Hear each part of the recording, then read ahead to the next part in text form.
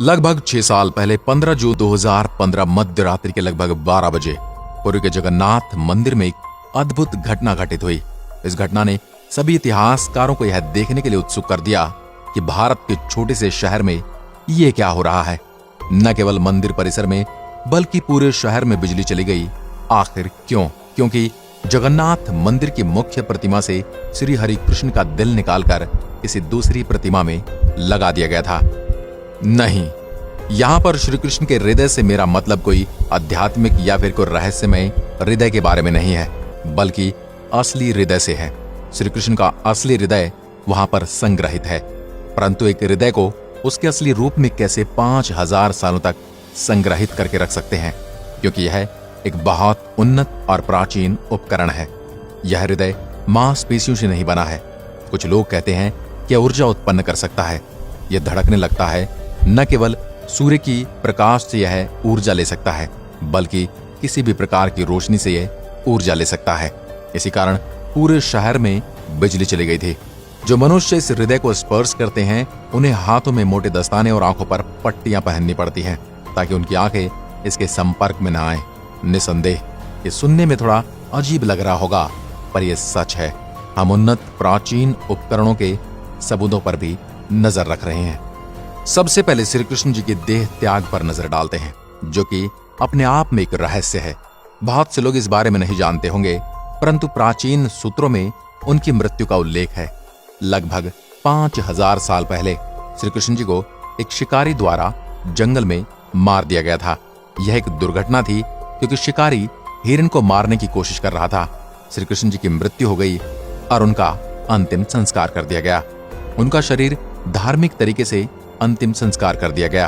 हालांकि उनका शरीर तो जल गया, परंतु उनका हृदय नहीं जल पाया।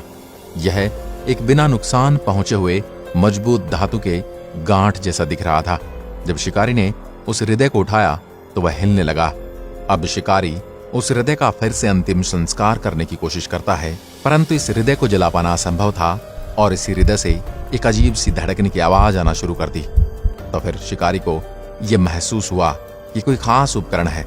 उसने उस हृदय को उठाया और इसे बेचने की कोशिश करने लगा, क्योंकि यह बहुत अजीब दिख रहा था। उस शिकारी ने पूरे भारत का भ्रमण किया, परंतु उसे कोई हाथ तक नहीं लगा रहा था। शिकारी ने हार मान ली और उसने हृदय को लकड़ी के पट्टे पर रखकर नदी में छोड़ दिया। ये हृदय पुरी के एक प्राचीन शहर में किसी को मिला। जब पुरी के राजा को यह पता चला कि श्री कृष्ण का हृदय है, तो उन्होंने एक प्रतिमा बनाकर उस हृदय को उसमें रखने का निर्णय लिया और इस हृदय को उस मूर्ति के अंदर स्थापित करने का भी निर्णय लिया, जो जगन्नाथपुरी में आज भी विराजमान है। इस हृदय को ब्रह्म पदार्थ या हृदय पदार्थ कहा जाता है, जिसका अर्थ है दैवीय पदार्थ। सबसे अद्भुत बात इस मूर्ति की यह है कि हिंदू देवी देवताओं की मूर्तियां तो किसी धातु की होती हैं या फिर किसी पत्थर या चट्टान की बनाई हुई होती हैं, लेकिन ये लकड़ी की बनी है। इस अद्भुत मूर्ति का लकड़ी का होने के पीछे कारण यह है कि भगवान कृष्ण का जगन्नाथपुरी में हृदय बिजली के करंट की तरह काम करता है। धातुएं बिजली की सुचालक होती हैं तो करंट लग सकता है, और लकड़ी कुचालक होने के कारण करंट नहीं लगता। जगन्नाथ का अर्थ है पूरे ब्रह्मांड का स्वामी। इस मूर्ति का एक और अद्भुत तथ्य यह है कि यहाँ के पुजारी को हर 12 वर्ष बाद इस मूर्ति को हटाकर इसकी जगह पर नई लकड़ी की मूर्ति बनानी पड़ती है। इसके पीछे भी रोचक तथ्य यह है कि भगवान जगन्नाथ का हृदय इस लकड़ी को अपने तेज से धीरे धीरे खंडित कर देता है। आज से 50 साल पहले एक व्यक्ति ने देखा इस हृदय से कुछ और तरल चमकीला पदार्थ निकल रहा है। उसने ये भी देखा कि यह हृदय चक्र की तरह घूम रहा है। इस व्यक्ति ने कहा यह अष्ट धातु से बना है, जिसका अर्थ यह है कि एक मिश्र धातु से बना जिसमें 8 धातुएं हैं।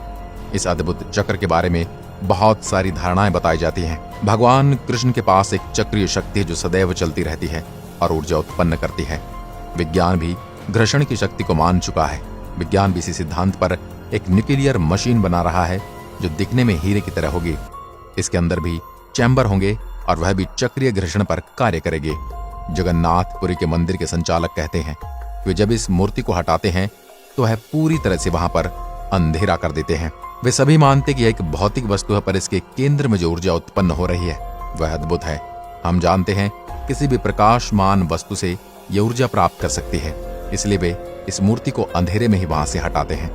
हम जानते हैं कि भगवान कृष्ण ने हमें एक प्राचीन उपकरण दिया है। आज विज्ञान इस तंत्र को प्रयोग करते हुए विभिन्न प्रकार की मशीनों का प्रयोग करते जा रहे हैं, लेकिन भगवान कृष्ण भी अपनी उंगली पर सुदर्शन चक्र रखते थे जो कि सदा गतिमान रहता था। वहीं वर्तमान में शक्ति और ऊर्जा का मार्गदर्शक बन गए हैं। आज की वीडियो में बस इतना ही। अगर वीडियो पसंद आए हो तो लाइक कीजिए। धन्यवाद।